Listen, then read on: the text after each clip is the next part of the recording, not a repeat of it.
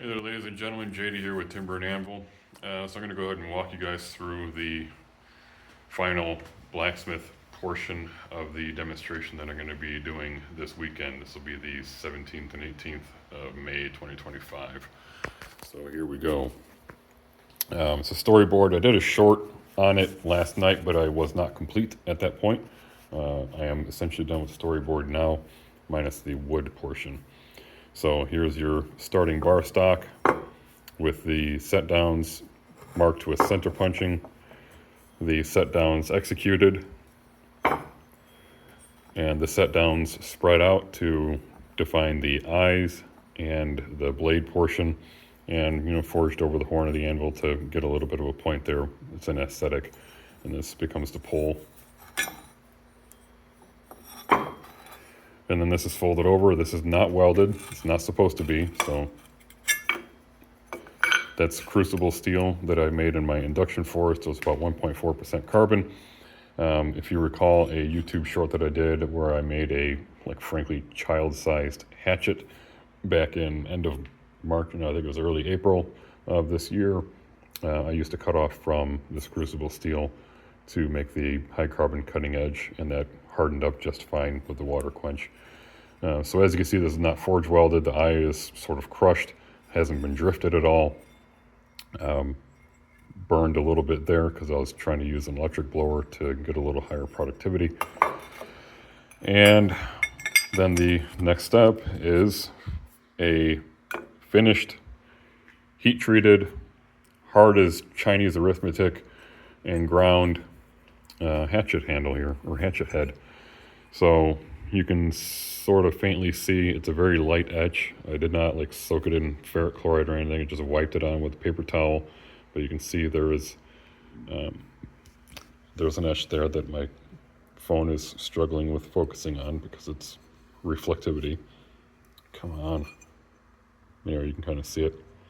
That's a ball bearing canister Damascus billet that I made with a friend of mine who is an expert at that method.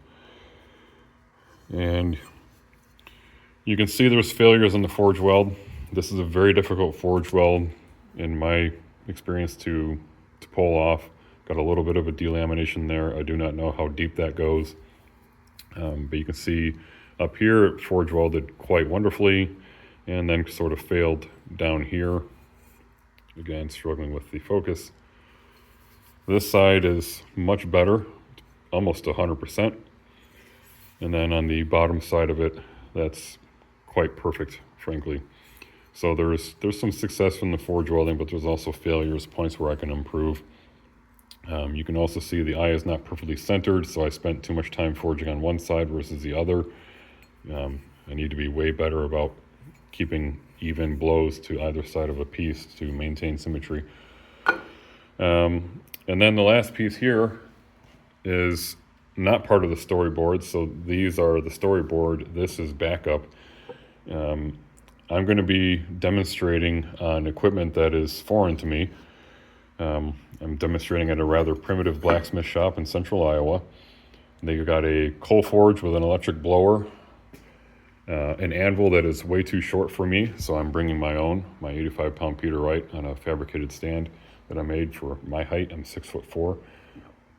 And they have a leg vise and power outlets.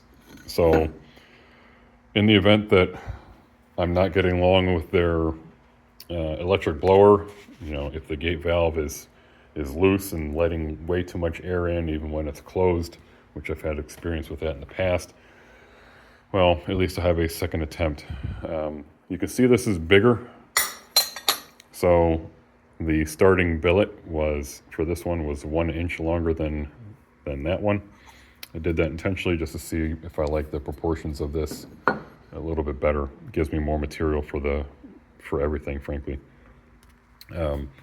So I am used to forge welding with my beloved Champion 400 hand crank blower, because with a hand crank blower I can get a gentle wisp, or I can blow the coal out of the forge pot.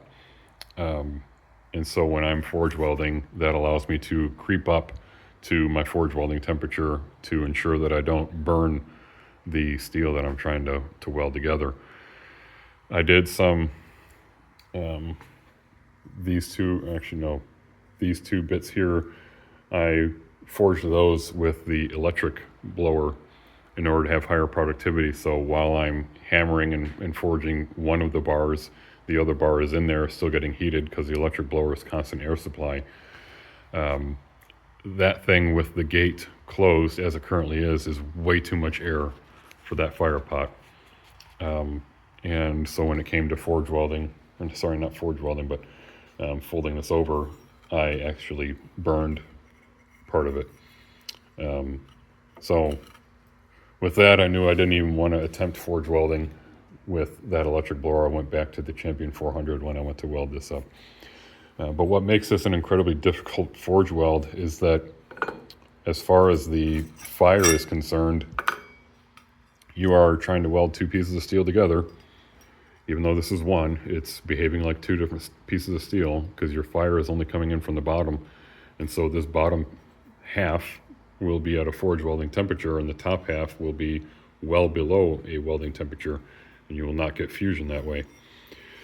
So what you have to do is constantly flip this over one side to the other in order to have as good of a equal heat as possible. Take your sweet time. Don't pull it out too soon. And smash these together in order to maximize the surface area of contact in order to sort of help, with the addition of flux, in order to help get the heat to transfer across to the other piece. And slowly you will get it to weld. I've tried, I think on this one, I was trying to weld vertically because then both halves would see the same amount of heat, but the height of that weld is kind of minimal, but it does help because it ties those pieces together and then helps to distribute the heat. But anyhow, there's a learning curve for sure. And then when you throw in a bit of high carbon steel, well, now you're dealing with two very different melting points. This is mild steel, so it has a much, much higher melting point than a high carbon steel. So that was sort of the learning curve. And then what I'm actually going to be using for my high carbon bit in the demonstration is this, which is 60 layer. You can see the layer lines there. You got scale and whatnot, but this is Damascus steel that I made entirely in shop. That's plenty of material for a bit. I will need to forge that out wider and forge that to a virtually sharp edge in order to hammer in to the hatchet. But there you have it. The only steps remaining are to put a handle on this thing, and the goal is going to be something similar to what we've got here. This is a Craftsman hatchet I've had since my adolescence, very, very long time. And as you can see, this is a pretty similar size. If you cut that off, the handle off, the head might be quite close to the same mass. So the handle that I'm going to make is going to be proportionally similar to what we've got here, and the purpose of it is going to be a carving hatchet. I should have no problem. I think the welds are plenty solid that I can chop the heck out of tree branches with this thing without any fear of failure. But that's going to be the size that I'm going for. So because, again, the blacksmith shop where I'm demonstrating does not have wonderful sanding equipment like a 2x72 and a 12-inch disc sander, the woodworking portion of it is going to be chucking a piece of hickory that I'll cut out as just a rectangular blank into a leg vise, and using a draw knife that I've got up in my barn, some hand woodworking tools, and a Farrier rasp, which is a very aggressive file, which does a great job on wood. And I might bring sort of a secret weapon. This thing's loaded up with wood. I need to burn it out using my acetylene oxygen torch here. But these are little tiny tungsten carbide teeth. This is a power carving bit for a 4.5-inch angle grinder. I use this to kind of smooth and level out from the chainsaw carving on my anvil stand there. But I can clean this out and use this. It makes a heck of a lot of dust, but the blacksmith shop is pretty open.